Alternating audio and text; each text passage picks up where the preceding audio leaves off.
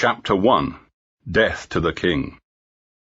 The news came one Saturday morning from a young woman who sounded very upset and spoke with a strong foreign accent. "Yes? Hello, police.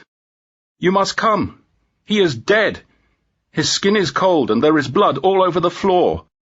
You must come here as soon as possible, please." Detective Inspector Evans had just arrived at the office and was listening to a recording of the telephone call.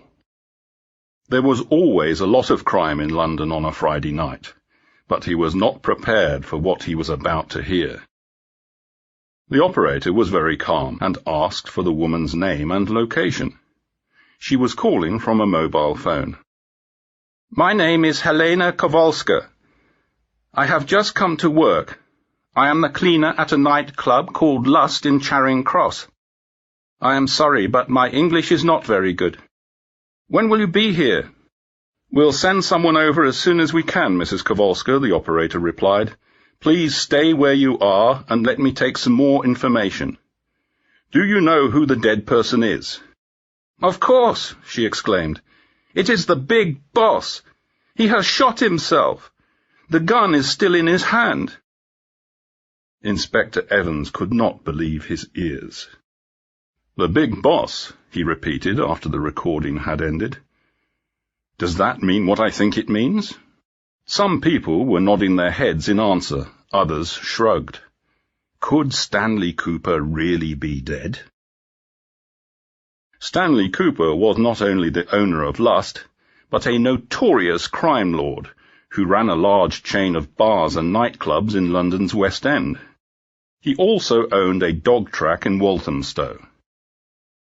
The Metropolitan Police called him the King of the Underworld, because they believed that he and his gangsters were responsible for much of the violence in the area. Unfortunately for them, they had no solid proof. "The call came in less than 20 minutes ago," said a deep female voice. "The forensics team are already on their way to examine the crime scene. Evans, you should go and join them. Something tells me that Cooper didn't kill himself, and if I'm right, this is going to be your case." It was Superintendent Fisher, the officer in charge of the station. She was a very powerful woman, and everything she said sounded like an order. "Yes, ma'am," replied Inspector Evans. "I'll take Sandra with me if that's okay. We've both been working on cases involving Cooper's gang lately." "That was going to be my next suggestion, Evans," the superintendent growled. "I want you to treat this death as suspicious from the start. Don't leave any stone unturned when you're down there." "Of course not, ma'am." "Where is Cecchino, anyway? It's not like her to be late. Find her and get going." "Right away, ma'am," the inspector said and left the room. Detective Inspector Sandra Cecchino was sitting in the staff kitchen when Inspector Evans burst into the room.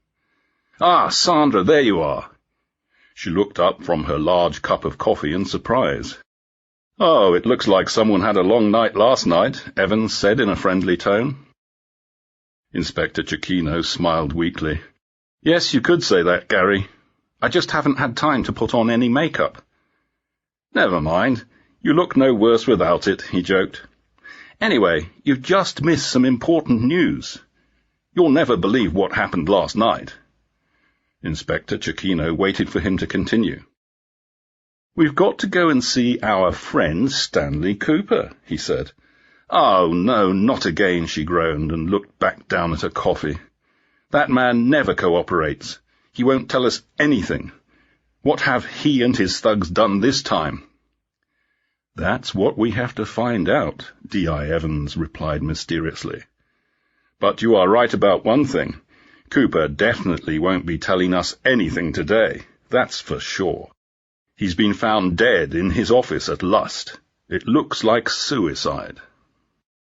Inspector Cecchino opened her eyes wide. "Mamma mia," she said in a parody of her Italian relatives. "Stanley Cooper's dead? We should get going right away." She quickly drank what was left of her coffee, which was still rather hot, and walked out of the kitchen with Inspector Evans. The nightclub looked like a small building from the outside. The entrance was between two bars on a narrow side street of Charing Cross Road. Large, colourful posters on the door advertised which disc jockeys were playing on which nights, and red neon lights above the door spelt out in elaborate letters the word Lust. "This would be a nice place for a first date," Inspector Evans said, smiling at Inspector Cecchino. "Look, we missed DJ's Mad Daddy and Divine Licks last night." "You and your jokes," she replied flatly. "I think we're both a bit too old for places like these, don't you?" "I certainly am, but you're still young, free and single, Sandra. You'd quickly find yourself a date in a place like this." "Don't make me laugh. I'm 35 next month. And we meet enough thugs at work. I don't want to date one as well." "Lust is very exclusive," said Inspector Evans. "Well, it is if you compare it to Cooper's other bars, at least." The uniformed policeman who was guarding the entrance smiled and let the pair inside. They walked down the stairs, past the cloakroom, and into the bar area. The air was heavy with the smell of alcohol, and the floor was littered with empty bottles and cigarette stubs. It was quite sticky underfoot. The large pink leather sofas against the walls looked very out of place in the daylight that shone through the tall windows. "Nice decor," Inspector Cecchino whispered sarcastically. A young woman wearing jeans and a jumper was sitting on one of the silver and red bar stools. She did not notice the two police officers entering the room because she was busy talking on her mobile phone in a loud voice. "That must be the cleaner," said Inspector Evans, who spoke a few words of Polish. "We'll talk to her later. Come on, let's go and see our man." Although she was an experienced investigator, Inspector Cecchino always felt a sense of dread before seeing dead bodies, and today was no exception. Her colleague, on the other hand, seemed to be nothing but happy about Stanley Cooper's death. The forensics team were busy taking photographs when Inspectors Evans and Cecchino entered the office. "It's really true, then, the king has snuffed it?" Inspector Evans asked. Near the back of the office, a man's head appeared from behind the desk and grinned. "A single shot to the brain," he said as he stood up. It was Vash Singh, one of the forensics experts. His thick glasses made his eyes look as large as saucers. "There's no sign of a struggle at all," he said. "Just look around this room. You can see for yourselves how tidy it is." The office looked completely normal, apart from the two legs that were sticking out from behind the desk.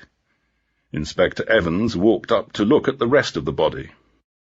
It's certainly less tidy at this end of the room, that's for sure," he said solemnly. Stanley Cooper's body was lying face up in a pool of blood. His mouth was open, and his arms were resting on either side of his fat chest. The inspector's eyes moved directly to the gun in the man's left hand. "So what do you think, Vash? Is it really possible that he shot himself?" "I'd say so, Gary," he replied. "It does look like suicide, but we still can't rule out murder. There'll have to be a full ballistic analysis. We can only guess the facts until then." "Does it look like the body's been moved at all?" Vash shook his head. "There's a lot of blood here, but it's all in one place," he said. Inspector Cecchino walked over from the doorway and looked at the body. The dead man had short grey hair, and a big moustache that sat above his top lip like a lazy caterpillar. Even dead, he still has the same arrogant expression on his face, she thought. "Do you have any idea when this happened?" she asked. Vash pushed his glasses up his nose and explained that the body had already been a little stiff when they had arrived just after 10 o'clock. They had also measured the temperature. "I'd say he died between 5 a.m. and 6 a.m., he concluded. "And you found nothing unusual at all?" she continued. Vash shrugged. "I wouldn't expect his arm to be in that position if he shot himself," he said. "But on the other hand, it's not impossible." "Well, you've been trying to bring this man to justice for a long time, Sandra," said Inspector Evans. "It looks to me like someone may have helped you out." "Maybe," she said quietly, staring at the dead man's arms. Then one of the other forensics experts said that there was something interesting about Cooper's shirt. She had noticed a small amount of lipstick on the collar when she was taking photographs of the body. Inspector Cecchino was examining a computer monitor in the corner of the office. It showed 16 small pictures of the main rooms in the nightclub from different angles, including the office they were standing in. It also showed 2 more pictures of the street outside. "There should be a lot of evidence on this, Gary," she said, pointing at the security camera footage. Inspector Evans looked at the screen and scratched his head. He replied slowly. "There might have been, if someone hadn't switched it off. Look, it's not recording."